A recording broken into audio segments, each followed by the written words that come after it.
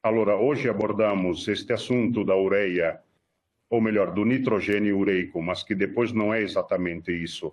Faz muitos anos que se utiliza a ureia na alimentação dos ruminantes, mas é um aditivo sempre muito controverso, não é? Depois, uma das controvérsias é o uso da ureia azotécnica, não? Aquela clássica, enfim, de elevada e imediata solubilidade, ou utiliza ureias de liberação lenta, digamos, ou com uma liberação programada. Para abordar isso, pedimos a Júlio Gabaldo, que é um veterinário, um colega veterinário nutricionista, enfim, de longa data, que nos ajudará a fazer este aprofundamento. Teremos também o professor Antônio Ubaldi, que todos vocês conhecem, é um professor agora aposentado, mas digamos que foi um professor de Química da Universidade de Parma, do Departamento de Veterinária, que a todos nós um pouco nos desmamou, nos fez crescer no conhecimento da bioquímica e, sobretudo, alguns métodos diagnósticos de criação. Depois temos Marco Bellini, que é um agrônomo que trabalha com nutrição animal. Também há muitos anos, acredito, Marco, estamos todos nos tratando por tu hoje e que nos ajudará justamente nesta jornada sobre a ureia, nesta invenção do Júlio Gabaldo. Agora vou compartilhar a tela um momento e exibimos esta apresentação que foi preparada. Vão se alternar, de fato, Gabaldo, Bellini e o professor Ubaldi. Portanto, o título deste encontro é Uso de nitrogênio não proteico de liberação lenta na dieta de ruminantes.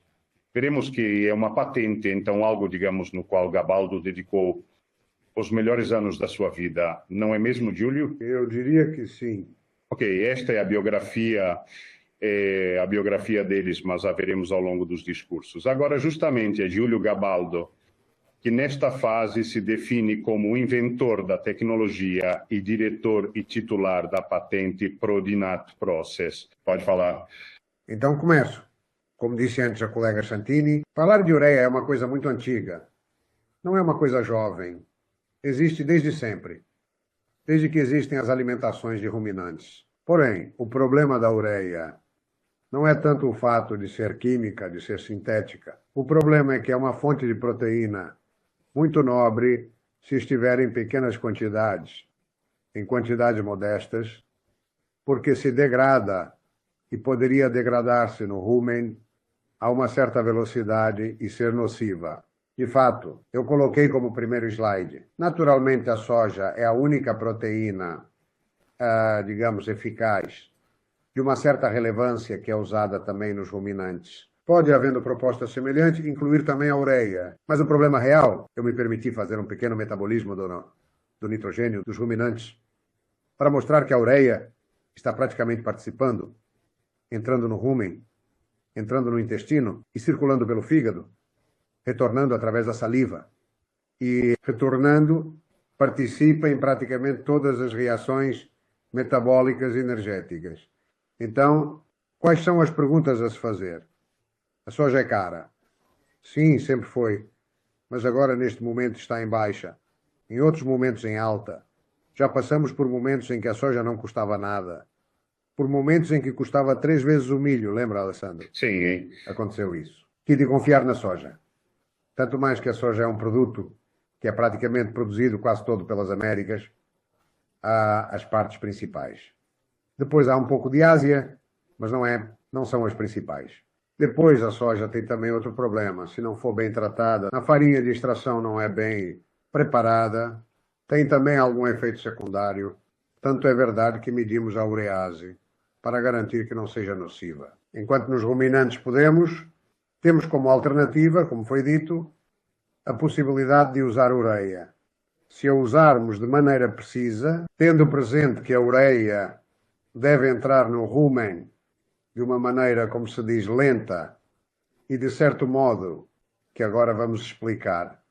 Aqui eu mostrei a ureia, que tem um mercado enorme e é um contínuo. O preço, vejam, de 2022 a 2032 terá sim um dobro, mas não é 10 vezes como poderia ser em vez disso da soja. A ureia é um produto químico, é um pouco como o bicarbonato de sódio, não é um produto que tem variáveis que são políticas, sociais, industriais, como são ultimamente. Ultimamente vimos o mundo virado de cabeça para baixo em 2 meses. Io mi sono permesso di fare un pequeno resumo de como são as proteínas para todos os colegas que nos ouvem. Recordo que as proteínas são com a fórmula clássica, onde o azoto é multiplicado por 6,25. Digo isso porque, mas recentemente me deparei com muitos colegas que, quando falam de proteínas, não têm ideias muito claras. Então me permiti fazer este gráfico. Simples. As proteínas são 28 por 6, 25. Há aquelas que estão disponíveis nos ruminantes e aquelas que não estão disponíveis. Aquelas não disponíveis, geralmente, são as que estão ligadas às fibras duras, à lignina, e devem ser eliminadas. As disponíveis, por sua vez, são as que se degradam no rumen e as que não se degradam no rumen. Ora, aquelas que não são degradáveis no rumen, em grande parte, são insolúveis. Passam pelo intestino e podem, a este ponto, ser digeríveis ou indigeríveis. Então, os indigeríveis saem com as fezes e a urina e as frações, no entanto, digeríveis vão fornecer os aminoácidos de tudo o que é necessário para a vaca, que é o músculo, o leite e tudo o mais. A hidratação metabólica da ureia. Ora, já que falamos de ureia, dizia, como é que esta ureia é transportada? Bem, a ureia entra através de canais específicos, entra dentro, naturalmente na digestão através da via hepática, através da saliva, através das papilas ruminais, quando é degradada e assimilada, e são formados alguns aminoácidos. Está nos ouvindo o professor Ubaldi. Ubaldi, quando trouxemos as primeiras descobertas, até isolou uma enzima, que nunca tinha encontrado. Depois ele nos explicará. Os progressos da pesquisa sobre a ureia transportada pela ruminante agora são bastante, estão disponíveis. Eu fiz uma patente, então o lançamento entra na boca, entra no rumen, e depois tem o esquema agora, e então se libera em amônio e amônia. A amônia não é digerível, então volta e refaz novamente todo o círculo. O amônio, por outro lado, passa e vai direto e é assimilado através da população microbiana. Quando isso não acontece, ou porque é demais, ou porque não há essa possibilidade, é aqui que surge um problema, porque se torna tóxico e também mortal. O desperdício é da ureia. Aqui está. O uso e o desperdício da ureia nos ruminantes. Nos ruminantes, como disse antes, a ureia tem esta vantagem. Precisamos lembrar-nos de uma coisa, porque a ureia é usada normalmente em todo o seu uso como fertilizante químico, e passa através do solo, transformando-se e passando dentro das plantas como nitrogênio disponível, e, portanto, transforma. Assim já temos um fenômeno de transformação natural, de liberação lenta, e o temos diante dos olhos. Hoje existem essas técnicas de reduzir essa metabolização também ao nível da população microbiana ruminal, e que este é o termo da patente que o subscrito depositou ainda na Itália e em âmbito internacional. Uma coisa não pequena. Se você se lembrar de 7, 8 anos atrás, em uma conferência, você disse uma frase correta. A ureia parece que reduz em parte a questão da emissão de gás de efeito estufa nos ruminantes. Estudos americanos. Eu te fiz a pergunta, mas isso é um fato comprovado? Certamente há uma documentação de fato. Agora, a minha pergunta é, a nossa ureia também reduz isso? Assim, enquanto a soja continua a metabolizar-se em amônia, a ureia não. Porque ou vai para o sangue, faz mal, ou se transforma em proteínas, que têm um desperdício muito baixo. O ciclo da ureia nos ruminantes, estás a seguir? Existe o clássico, a fermentação dos ruminais. A velocidade de hidrolisação, isso também me interessa. Porque a velocidade de hidrolisação, eu comparei a um carro e um trator. O carro vai muito rápido, hidrolisa-se, formando muita amônia, pouco amônio. A amônia se torna tóxica. O trator, por outro lado, vai devagar, se forma muito mais amônio e pouca amônia. Então aqui está o segredo da patente. Permite ter mais amônio e menos amoníaco, vá em frente. Aqui mostrei o funcionamento da ureia com o método Protein Process. Vejam que é igual ao outro, com a diferença que o conteúdo se transforma e a população microbiana consegue ir lá absorver a quantidade de ureia. Mas chegamos a doses notáveis e verificamos isso no campo, no terreno. Depois falará também o Dr. Bellini, que viu isso também nas vacas leiteiras, que ele experimentou em primeira mão. A melhor eficiência, atualmente, se você se lembra, os estudos americanos são de 20% a 30% que existe a ureia. Mas eu me pergunto, se esta ureia for utilizada em uma quantidade maior e reduzirmos completamente a soja, sobre a qual já escrevemos um artigo na Ruminantia, essas emissões serão ainda mais altas. Eu suponho que poderiam chegar até 50% de redução. Esta é uma coisa que não posso demonstrar, mas que posso hipotetizar. Então, dadas essas reflexões, eu quis me confrontar porque quando apresentei essa ideia ao redor do mundo, porque já me confrontei com americanos, sul-americanos em particular, e eu encontrei alguém que me dizia, mas é uma ideia velha, é obsoleta, já fizeram, não há nada de novo. Então eu repito que as patentes que existem hoje no mundo relacionadas com a ureia são uma patente americana com 15 anos, que é a base de silicatos, que não teve sucesso, não foi capaz de substituir absolutamente a soja. Uma outra patente muito mais séria, feita por uma empresa americana que protegeu a ureia através de uma cápsula de gorduras e fez uma patente. Mas o que fez? É um produto que costuma ir dentro de centenas de gramas, 100, 150 gramas, 200. Não substitui a soja, ou seja, não atinge o objetivo que eu me propus. É um aditivo de ureia bypass. É protegido por uma gordura. A este ponto eu quero apenas fazer algumas verificações, porque aqui temos a soja de um lado, a soja de um lado e a ureia do outro.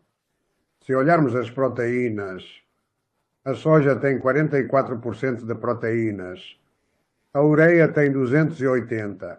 Portanto, é um produto que tem um interesse considerável do ponto de vista econômico, tendo em mente que vamos misturá-lo depois com um misturador normal e com o extrusor, porque precisa dissolver-se. Nell'ultimo qui abbiamo produção de protein and process, como se faz? Normal agrícola ou técnica? Como queremos chamá-la agora que não formalizemos, porque na Itália, nós na Europa temos a técnica. Na América Latina não sabem nem o que é. As cascas de soja. Por que coloquei as cascas de soja? Porque era o produto que absorvia melhor o líquido de uma grande quantidade de ureia, porque estamos falando de 20 a 25% por quilo, então quantidades consideráveis. Colocamos um Predex, que está dentro daquelas tecnologias que eu preparei para poder desacelerar, que é uma mistura de acidificantes, de pós-bióticos, de produtos desse tipo aqui, enzimas, e depois jogados em um difusor e saem produtos. Esses produtos são aqueles materiais. Fiz uma primeira prova há 10 anos, uma prova científica, como todos os requisitos, como se diz, prática de campo. Eu quis ver se essa soja, ou seja, se essa ureia tinha repercussões técnicas negativas, poderia ser tóxica e, sobretudo, se era também palatável. Então preparei um produto, um mangime normal, e eu preferi uma quantidade enorme desta soja, e então até tentamos colocá-la à disposição em alguns coxos, na Apulia e na Sardenha. Fizemos esta prova aqui. Aqui está também o pré-mangime que fiz. Um mangime normal com 22 de proteínas. Nada de especial. Verifiquei o grau de apetibilidade do produto, que foi muito apetecível. E o grau de toxicidade do mesmo, considerando que seria administrado aos animais, então eu não me arriscava a aumentar e dar-lhes mais 140 gramas de ureia, já era uma dosagem considerável, considerando que eram pastagens e o risco de, como se chama, de apetibilidade. Era a coisa que eu queria ver se sozinhos eles comiam. Resultados: os bovinos comeram de 240 a 490 gramas de ureia cada, porque comeram de 2 a 3,5 kg daquele alimento lá. Sozinhos, em comedouros, gli ovini e i caprini sono stati in grado di arrivare a mangiare 56-70 gramas di ureia trattata. Não é pouco, hein, Alessandro? Não é pouco. Ah, Sem ter não. nenhum contra, nenhum problema. Aliás, algumas vacas até aumentaram mais. E como estavam em pastoreio livre na Puglia, a Puglia tem pastos muito, você sabe, são pobrezinhos, enfim, não é que haja depende do momento em que você chega. Nós estávamos, se não me engano, na primavera avançada. Então os terrenos já começavam a secar. E poi abbiamo ad un certo punto, finché non mi ha questo mio amico, che qua mio Franco, che mi aiuta, mi ha stimolato, diz, mas desculpa um momento, se esta coisa tão importante, tão interessante, eu estou ruminando sobre isso por tanto tempo, tu me conheces, mas por que não a patentear? E investi 4 dinheiros que tinha ganhado para patentear este negócio aqui. E levei o meu velho, o meu mentor, o professor Ubaldi, que sempre me acompanhou em todas as minhas loucuras, mais ou menos, e em determinado momento tentamos fazer uma prova em um momento mais perigoso, em que as vacas de alta produção, em pré e pós-parto, em relação aos animais, mas de fato, no pré e pós-parto, lá fizemos as coisas bem. Randomizamos 2 grupos, tratado, não tratado, 5 animais de um lado, 5 do outro. Agora o Baldi vai e lhes dirá os resultados. Porém, já adianto que não houve problemas. Agora começa o Baldi. Este projeto do Dr. Gabaldo me interessou muito, porque na agricultura e na zootecnia eram alimentados animais com produtos à base de nitrogênio, não provenientes das cultivações agrícolas, mas da indústria. Parecia-me uma coisa inovadora e muito interessante. Mesmo que eu tivesse algumas dúvidas sobre a toxicidade desses produtos nitrogenados, porque, não os tendo usado nunca, tornava-se um enigma muito interessante. Sabia que os agricultores de vez em quando jogavam ureia na manjedoia? Como faziam isso? Estou falando dos estábulos de 50 ou 60 anos atrás. O que faziam? Desculpem se não é muito sério, mas quando queriam ouvir, iam todos para o estábulo e jogavam a urina sobre o feno na frente das vacas, que comiam com grande apetite. Talvez fosse o sabor salgado, não sei. O fato é que esses animais ingeriam, em certos dias, quantidades de nitrogênio, ureia, que vinha da urina humana. Porém, esse hábito se perdeu com o tempo. Nunca mais se falou disso. Neste ponto, retorna à tona o Dr. Gabaldo, que preparou um derivado da ureia muito interessante. Simples. E talvez essa seja a sua força, a simplicidade, mas de ótima eficácia. Pude constatar isso nos animais, não tanto do ponto de vista produtivo, que não é a minha área, mas do ponto de visão metabólica e toxicológica, porque são as 2 coisas que mais me preocupavam, obviamente. E então nós, com o veterinário do estábulo, com o Dr. Gabaldo, etc., planejamos uma experimentação muito simples, um período de 3 meses. Executava um certo número de coletas de todos os animais submetidos à experimentação. E depois, todos juntos, no laboratório, avaliaria as eventuais modificações nos dados experimentais. A este ponto era necessário definir quais parâmetros bioquímicos clínicos podiam ou deviam ser realizados no soro desses animais, tratados e não tratados, porque justamente, segundo os padrões tradicionais, esses animais foram divididos em 2 grupos. Um primeiro grupo, a cui veniva administrada uma dieta normal, usual, e chamamos de grupo de controle. O outro grupo, ao contrário, era alimentado com a adição do novo produto e era chamado de grupo experimental. Desculpa, faço uma promessa. Elas comiam vacas secas, 200 gramas dessa ureia. Para mim, eram já números estratosféricos. Deixar quase 400. Eram já números estratosféricos, mas depois sei que ele aumentou e eu simplesmente segui os dados do laboratório. E fiquei perplexo, porque gli animali tratados tinham pequenas modificações, pequenas alterações em alguns parâmetros do sangue, mas era uma coisa infinitesimal, no sentido de que se podia observar com instrumentos refinados, mas não dava nenhum resultado nonoplano patológico, clínico patológico. E a este ponto os resultados foram colocados em gráfico. E destacaram que no grupo dos animais tratados, respeito aos de referência, observavam-se pequeníssimas alterações em alguns parâmetros, mas tão pequenas e percentualmente tão pequenas que não causavam nenhuma preocupação. A esse ponto, me senti de afirmar que aquele produto, em certas doses, pelo menos nas doses que eram utilizadas naquele momento, não tinha nenhum efeito toxicológico. E me parecia uma qualidade notável de um produto novo. Porque a primeira coisa é não piorar a situação de um animal. Não sobrecarregar o seu metabolismo e o estado de saúde. Pois bem, isso não acontecia absolutamente. Havia pequeníssimas modificações, mas estamos falando de poucos pontos percentuais de variação. Enquanto uma patologia, sempre no momento dos 30, 40, 50, 100% de aumento.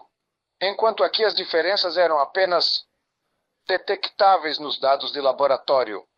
Ou seja, todas O positivas. nosso trabalho, muito simples, muito rudimentar, porém dava a segurança de poder usar livremente o produto, porque não teria efeitos toxicológicos significativos, desde que as quantidades deste produto estivessem sob controle. Portanto, eu repasso a palavra ao Dr. Gabaldo, que pode explicar o que ele e também o Dr. Bellini observaram nos animais. Quem cuida do estábulo é o Dr. Bellini. Um grande prático como ele no estábulo, ou seja, exatamente como o Buiatra, lhe teria permitido julgar a resposta, que é, digamos, patológica, ou coisas do tipo, se este produto possuísse capacidades toxicológicas elevadas.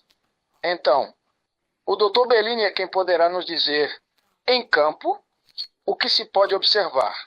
Obrigado, António. Escuta uma coisa. Eu agora vou falar 2 minutos dos produtos que nasceram com esta tecnologia. E me deixe, usam, que foram 2 até agora, mas foram, digamos, decididos porque este era um pouco o mercado. Um produto foi mesclado com gelino, porque as percentagens de ureia são mais baixas. São de 10%, não 20%, 25%. E o misturamos com linho. O chamamos de Bios 40. E outro, ao contrário, nós o misturamos apenas com cascas de soja. E com o premix, naturalmente, ambos, um a 5%, o outro a 10%, porque obviamente o linho, tendo a gordura natural, porque o problema da gordura é necessário para que o extrusor não se entupa. Longe. Colocamos quantidades tão elevadas de ureia, se não houver um extrusor, não conseguimos fazer a máquina funcionar. Porém, é um fato mecânico. E fizemos 2 produtos. Esses 2 produtos estão aqui. A pré-lixívia, com a qual fizemos os 2 alimentos, digamos, os 2 componentes alimentares, a Predispipi, no qual está o conteúdo, que é um conteúdo mineral, enzimático, vitamínico, mas digamos a verdade, é bastante secreto, porque é o know-how da tecnologia, certo? Depois temos o Bio 70, que é puro sem o linho, que chega a 70 de proteína, portanto é o mais requisitado. Depois temos o 40, que é semelhante à soja, e depois temos o Dr. Bellini, que fala que já terminou. Sim. Obrigado, Júlio. Permita-me uma piada.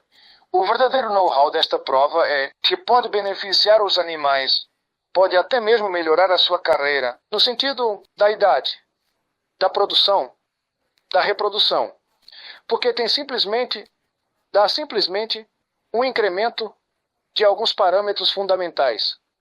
Porque nós podemos dar produtos de nitrogênio, mas também precisamos de produtos energéticos, porque a síntese entre os açúcares e o novo produto que formula os glicourinoides ocorre apenas se há muita energia disponível. E então, agora o Dr. Gabaldo quer puxar minhas orelhas, mas é que eu, na sua nova dieta, vi também algumas doses de energia bastante elevadas e não causaram efeitos negativos nem no fígado, nem nos tecidos adiposos dos animais, etc.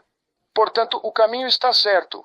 Eu digo apenas bravo, Júlio. Obrigado, António. Obrigado. Comunque adesso poi o Dr. Bellini, que depois foi aquele que seguiu os estábulos fisicamente, porque era o técnico de estábulo. Sim, vimos, sim. E ele pode continuar. Continue, Marco. Sim, de fato, né? Saúdo a todos e Esclareço logo ao Antônio que eu não sou veterinário de bovinos, tá? Sou agrônomo e então... Sua sorte, sua sorte. Ah, diz ele isso, 2 veterinários aqui. Sim, eu sei. É que, apesar dos 70 anos, parecia o mais jovem. Então, eu era quem tinha que correr depois no campo. Mas, enfim, me coube a tarefa de ver os resultados. Nós usamos o BIOS 40, então...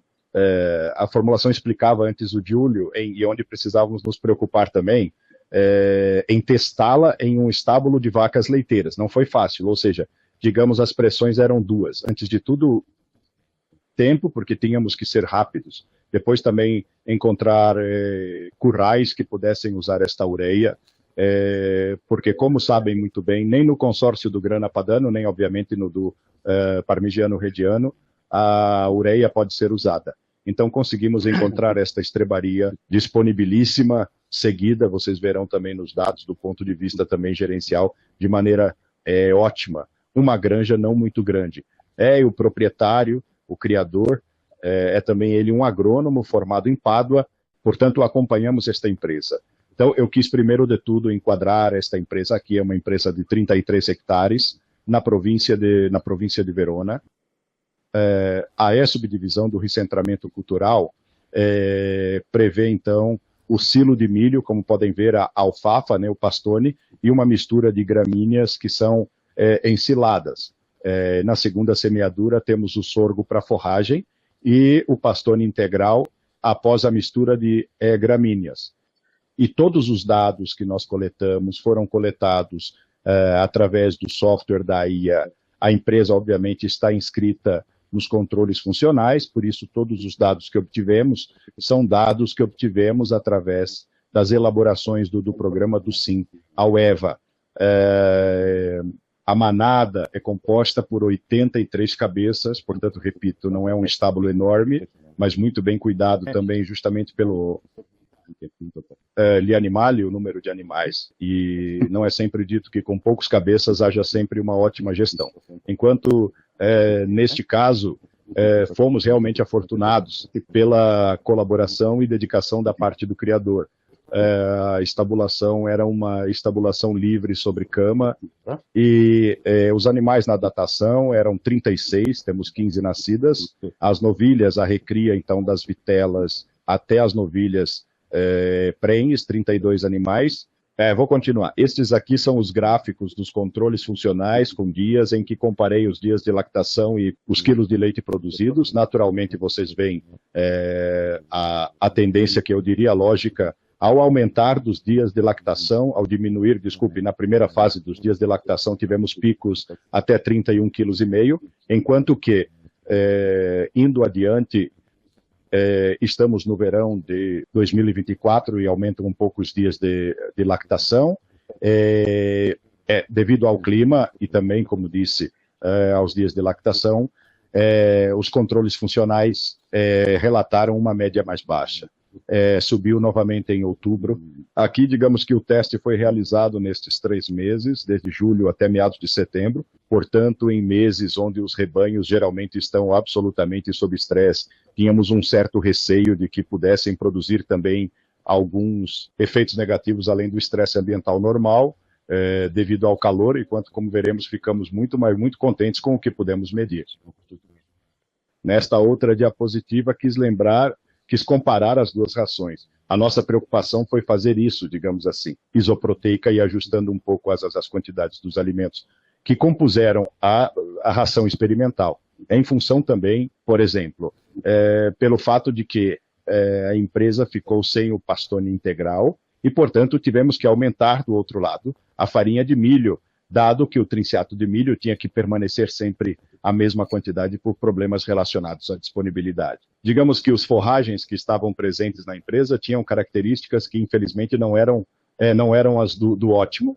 Foram forragens produzidas durante o ano de 2023 e, portanto, a evolução meteorológica de 2023 tinha produzido forragens que não eram certamente excepcionais, mas talvez, como dizia Júlio anteriormente, nessas ocasiões que o produto trabalha melhor. Você vê das duas rações que naquela experimental, além da falta do ensilado, que foi, como eu dizia, substituído por uma maior quantidade de farinha de milho.